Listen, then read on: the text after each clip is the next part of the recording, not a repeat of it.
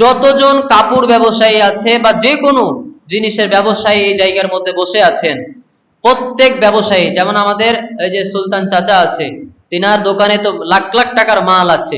এখন উনি যদি মনে করে হুজুর যে বলল ব্যাংকে 50,000 টাকা থাকতে হবে, হ্যাঁ ব্যাংকে 50,000 আছে, আমার এতটুকু স্বর্ণ আছে, চাঁদি আছে, দিয়ে আমার 3 লাখ টাকা হ্যান্ড ক্যাশ স্বর্ণ চাঁদি মিলে হয়ে যাচ্ছে, তাহলে আমাকে এই 3 লাখ টাকারই জাকাত দিতে হবে না।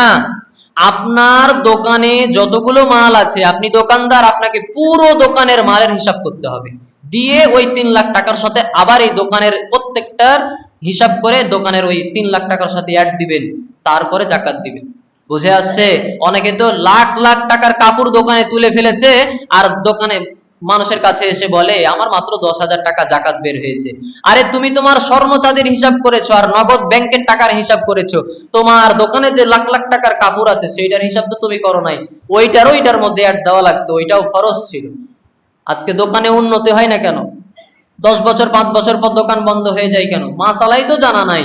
আরে জাকাতটা দিয়ে দেখেন দোকানের সামনে বছর কি একটা বরকত শুরু হয়, জাকাতই দিতে চাই না। তো দোকানে হুজুরকে নিয়ে গিয়ে হুজুর 3 খতম কোরআন পড়েছি, দোকানে এসে একটু মোনাজাত করে দিন, হুজুর 4 দিন যদি এতেকাফও দোকানে বসে থাকে, এরপরে দোকানে বরকত আসবে?